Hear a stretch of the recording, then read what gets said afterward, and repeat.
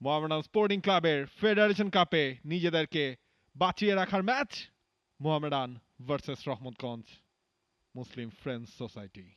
সৌরভ দেওয়ান তিনি স্টার্ট করেছেন as a number 9 হিসেবে আজকের এই ম্যাচটাতেও। দুই বৈটাং রয়েছেন, তবে মোহামেডানের বৈটাং আজকের ম্যাচটায় তিনি স্টার্ট করছেন না। স্যামুয়েল বৈটাং বেঞ্চে রয়েছেন তিনি। অন্যদিকে আর্নেস্ট বৈটাং তিনি স্টার্ট করেছেন রহমতগঞ্জের হয়ে। ম্যাচের শুরুতেই তাকে সতর্ক থাকতেই হচ্ছে। এবার কিন্তু একটা টাচের অপেক্ষায় ছিল,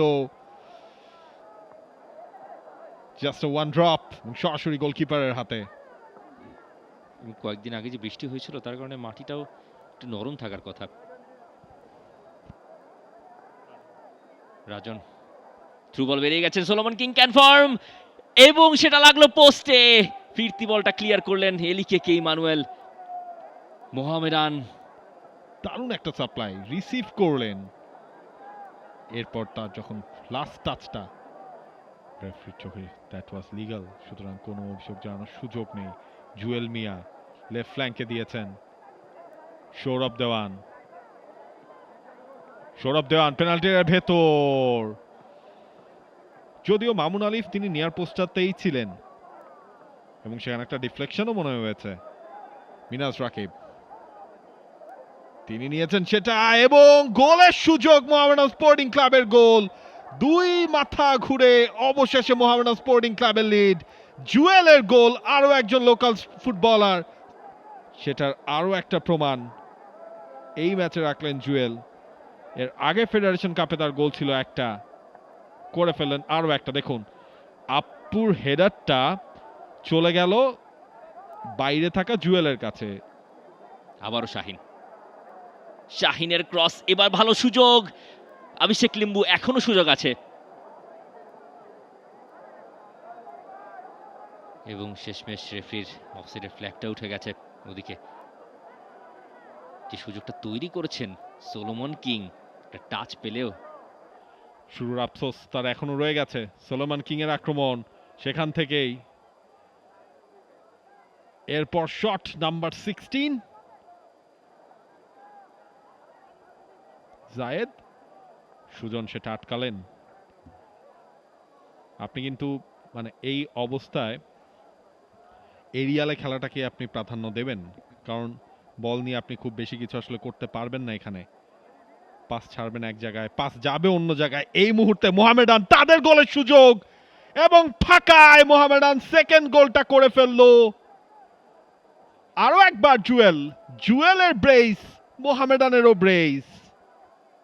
ভালো পাস খুঁজে নিয়েছেন শাহিনকে, কিন্তু শাহিনের পাসটা মাটিতে আটকা পড়েছে, কাদা মাটিতে। Arif, Mohammedan on the break, এবং এই মুহূর্তে রাজন তার হাতে লেগেছে, তিনি হাত দিয়ে বাধা দিয়েছেন রহিমউদ্দিনের ওই প্রচেষ্টাকে। একটা ইয়েলো কার্ড, দ্বিতীয়ার্ধে পঞ্চম হলুদ কার্ড রাজন দেখলেন। রহিমউদ্দিন খুব বুদ্ধিমত্তার পরিচয় দিয়ে পানি আর কাদার ভেতর দিয়ে বলটা খুঁচিয়ে একটু সামনে ঠেলে একটা রান নেবার চেষ্টা করেছিলেন। রাজন হাত লাগিয়েছেন, সে কারণেই তাকে দেখতে হয়েছে হলুদ কার্ড।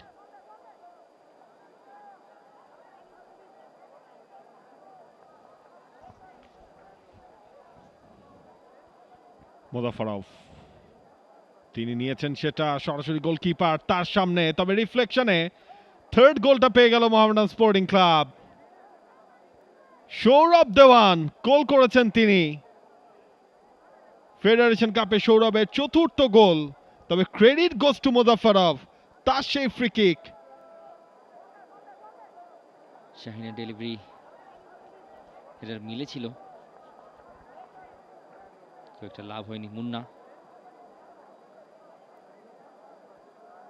বল লুজ করলো রহমতগঞ্জ। অবশেষে ম্যাচটা তাদের আগেই হাতছাড়া হয়ে গেছে। সেই সঙ্গে রেফারি শেষবাসী বলে দিচ্ছে আমাদের মোহামেডান তারা পৌঁছে যাচ্ছে কোয়ালিফায়ার 2-তে। ব্রাদার্স ইউনিয়নের সঙ্গে সেই ম্যাচটা জিতলে মোহামেডান পৌঁছে যাবে ফাইনালে, যেখানে ফেডারেশন কাপ 2025-26 মোহামেডানের সামনে, মোহামেডান বা ব্রাদার্সের সামনে প্রতিপক্ষ হিসেবে ইতোমধ্যে জায়গা করে নিয়েছে বসুন্ধরা কিংস। আজ কুমিল্লার ভাষা শহীদ ধীরেন্দ্রনাথ দত্ত স্টেডিয়াম থেকে full time score line Rahmatganj 0, Mohammedan 2-3, Mohammedan 3, দুঃখিত।